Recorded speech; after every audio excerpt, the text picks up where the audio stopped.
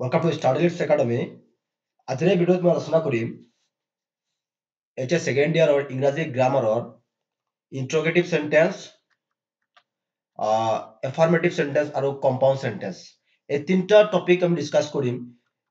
যেহেতু এই তিনিটা টপিক আমাৰ বাকি আছিল গ্ৰামাৰৰ, সেইকাৰণে স্পেচিয়েল ভিডিঅ' হ'ব, ইম্পৰ্টেণ্ট কুৱেশ্যন আনসাৰ দিয়া হ'ব ইয়াতে। প্ৰিভিয়াছ ইয়াৰতে যিবোৰ কুৱেশ্যন আছে সেইখিনিও ডিসকাস কৰা হ'ব। ভিডিঅ'টো তোমালোকে ভালদৰে ওৱাচ কৰিবা। যেহেতু আমি ইন্ট্ৰগেটিভৰ আগতে আমি নেগেটিভ ভিডিঅ' আপলোড কৰিছিলো, বাকি আছিল আমাৰ ইন্টাৰগেটিভ আৰু এফাৰ্মেটিভ বা এছাৰ্টিভ সেন্টেন্স, আৰু সিম্পল কমপ্লেক্স কম্পাউণ্ডৰ ভিতৰত আমি সিম্পল আৰু কমপ্লেক্স আপলোড কৰিছিলো, বাকি আছিল কম্পাউণ্ড। তো কম্পাউণ্ডটো হৈ যাব লগতে। ভিডিঅ'টো তোমালোকে স্পেচিয়েলি ওৱাচ কৰিবা শেষলৈকে। সো প্ৰথমতে আমি ইন্টাৰগেটিভ ডিসকাস কৰিম। পৰীক্ষাত তোমালোকৰ কোৱেশ্যনতে ব্ৰেকেটত লিখা থাকিব টাৰ্ন ইনটু ইন্টাৰগেটিভ সেন্টেন্স। মনত ৰাখিবা, ব্ৰেকেটৰ ভিতৰত লিখা থাকিব টাৰ্ন ইনটু ইন্টাৰগেটিভ সেন্টেন্স।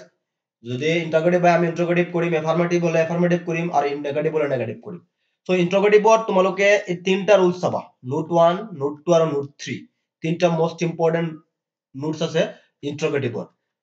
সো প্ৰথম ইন্টাৰগেটিভ মানে কি? এটা এফাৰ্মেটিভ হয়বোধক বাক্য থাকিব, তাক আমি প্ৰশ্নবোধক বাক্যলৈ ট্ৰান্সফাৰ কৰিব লাগে, ইয়াক ইন্টাৰগেটিভ বুলি কোৱা হয়।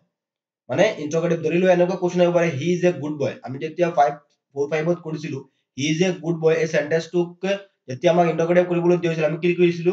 Is he a good boy, হত আছিল প্ৰশ্নবোধক চিন। তো এতিয়া অলপ এডভান্স লেভেলৰ আমাক কৰিবলৈ দিয়া হ'ব ইন্টাৰগেটিভটো। সো নোট 1 টো চোৱা, নো ওৱান টকা সেন্টেন্সক ইন্টাৰগেটিভ কৰোতে নো ওৱানৰ সলনি এনিওৱান বহে।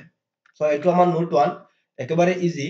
নো ওৱান থাকিলে নো ওৱানৰ সলনি কি বহে? এনিওৱান বহে। জাস্ট এইটো মনত ৰাখিবা, নো ওৱান থাকিলে নো ওৱানৰ সলনি কি বহে? এনিওৱান বহে।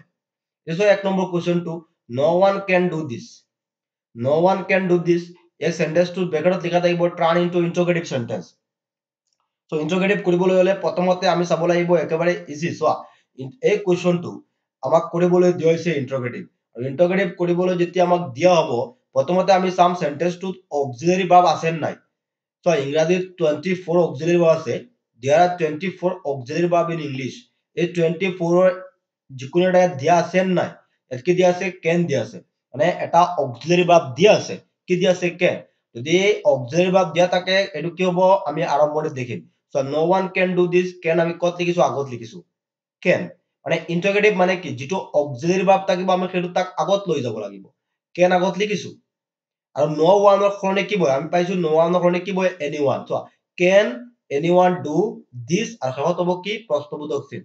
ইন্টাৰগেটিভ মানে কি? Question mark. আই হোপ তোমালোকে বুজি পাইছা। সো একেবাৰে easy. So no one can do this, আমাৰ ইন্টাৰগেটিভ কৰাৰ নিয়ম কি? অক্সিলাৰি ভাৰ্ব আগত আহিব। ইয়াত অক্সিলাৰি ভাৰ্ব কি দিয়া আছে? কেন দিয়া আছে। কেন আমি কত লিখিছো? আগত লিখিছো। আৰু নো ওৱানৰ সলনি কি হয়? নো ওৱানৰ সলনি কি হয়? এনিওৱান হয়। সো কেন এনিওৱান ডু দিস, শেষত হ'ব কুৱেশ্যন মাৰ্ক।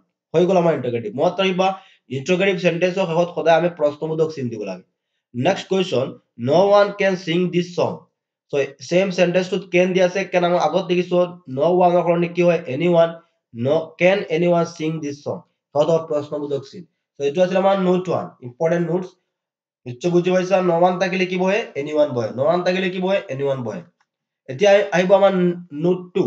সো এইটো মোস্ট ইম্পৰ্টেন্ট নোট। মনত ৰাখিবা, নেভাৰ থকা সেন্টেন্সক ইন্টাৰগেটিভ কৰোতে নেভাৰৰ সলনি এবাৰ বহে। যদি কোনো সেন্টেন্সত কি থাকে? নেভাৰ শব্দটো থাকে, মনত ৰাখিবা নেভাৰৰ সলনি কি হ'ব? সদায় এবাৰ হ'ব। EVER, এবাৰ হ'ব। তো কুৱেশ্যনটো হৈছে আই শ্বেল নেভাৰ ফৰগেট ইউ। তো এই ইম্পৰ্টেন্ট কুৱেশ্যন 14ত আহিছিল, 15ত আহিছিল। তো আই শ্বেল নেভাৰ ফৰগেট ইউ, মই আগতে তোমালোকক কৈছিলো যে ইন্টাৰগেটিভ কৰোতে প্ৰথমতে আমি চাব লাগিব ইয়াত অক্সিলাৰি ভাৰ্ব কি দি আছে? দিয়া আছে নাই? ইয়াত কি দিয়া আছে? শ্বেল আছে। শ্বেলটো আমি আগত লিখিছো শ্বেল। আইৰ সলনিটো আই হ'ব, সাবজেক্টটো পাছত গৈছে, মানে অক্সিলাৰি ভাৰ্বটো আমি আগত লিখিব লাগে। ইয়াৰ পাছত সাবজেক্টটো ইয়াত যাব, অক্সিলাৰি ভাৰ্বৰ পাছত যাব। সাবজেক্ট কি দিয়া আছে? আই। শ্বেল আই, আৰু নেভাৰ সলনি কি বহে? এবাৰ বহে। শ্বেল আই এবাৰ ফৰগেট ইউ, শেষত হ'ব প্ৰশ্নবোধক চিন। আই হোপ বুজি পাইছা। মই আকৌ ৰিপিট কৰি আছো, আই শ্বেল নেভাৰ ফৰগেট ইউ। আই শ্বেল নেভাৰ ফৰগেট ইউ, কি দিয়া আছে? শ্বেল আছে, শ্বেলটো আগত হৈছে, সাবজেক্ট পাছত গৈছে, নেভাৰ সলনি কি বহে? এবাৰ বহে। শেষত হ'ব প্ৰশ্নবোধক চিন। Next question, I can never forget you. কুৱেশ্যনটো 5ত আহিছে, 2005 আৰু 9ত আহিছিল। সো কেন আছে, কেনটো আগত হৈছে, আই গৈছে, সাবজেক্ট হৈছে, কেনৰ পাছত আই আহিছে, নেভাৰ সলনি কি বহে? এবাৰ বহে। কেন আই এভাৰ ফৰগেট ইউ, শেষত হ'ব প্ৰশ্নবোধক চিন।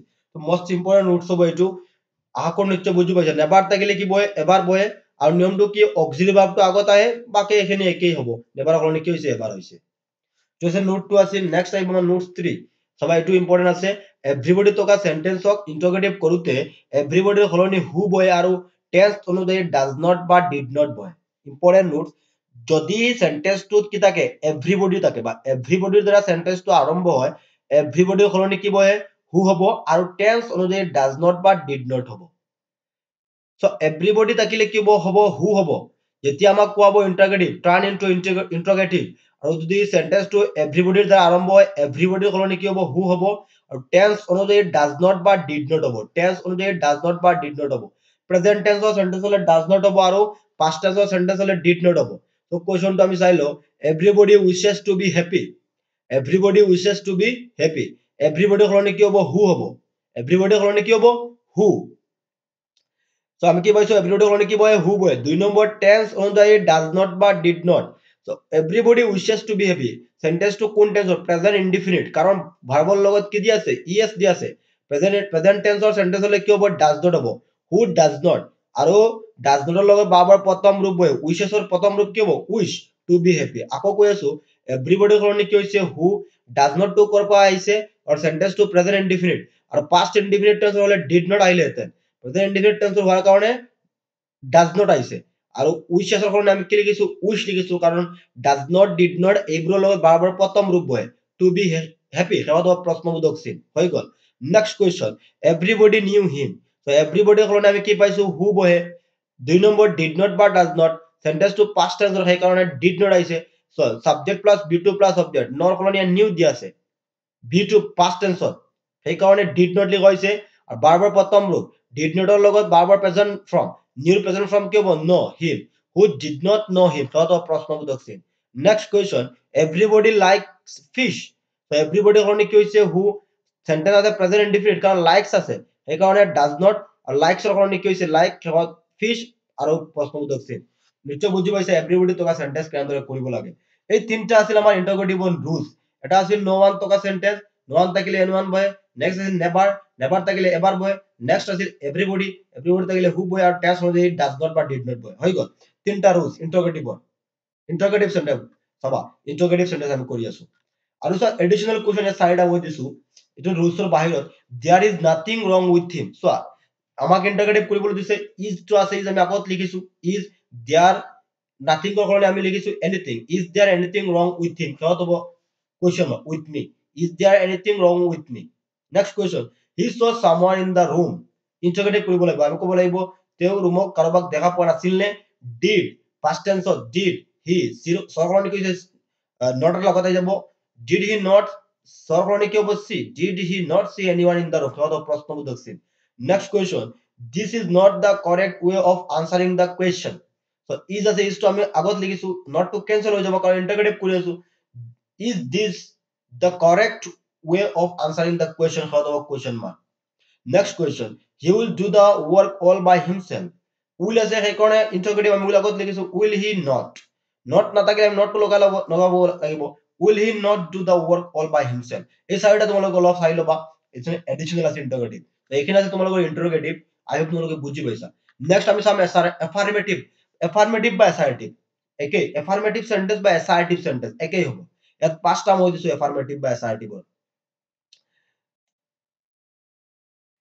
So question to প্ৰথম question to চাই লও is it not a foolish idea ইটো আছে ইন্টারোগেটিভত আমি হয়বোধক বাক্যত লিখিম মাত্ৰ এফার্মেটিভ যেতিয়া আমাক ক'ব যদি সেন্টেন্সটোত not থাকে not to cancel হ'ব প্ৰথমতে not to cancel কৰাই দিবা কাৰণ এফার্মেটিভ হয়বোধক বাক্য so it is not a foolish idea আমি ক'ব লাগিব it is a foolish idea it is a foolish idea মানে এফার্মেটিভ সেন্টেন্স বা অ্যাসার্টিভ সেন্টেন্স হৈ গ'ল next question is he not a grateful আমি ক'ব লাগিব he is a grateful কোৱেশ্চনটোত কৈ তেওঁ এজন ডাঙৰ মূৰ্খ নহয় নে আমি ক'ব লাগিব তেওঁ এজন ডাঙৰ মূৰ্খ he is a grateful next question when can their glory fade answer হ'ব their glory can never fade so the question full stop next question who does not know that 2 and 2 make 4 question to কৈছে who does not know কোনে নাজানে 2 2 4 হয় আমি ক'ব লাগিব সকলোৱে জানে 2 2 4 হয় everyone knows that 2 and 2 make 4 everyone knows that 2 and 2 make 4 next question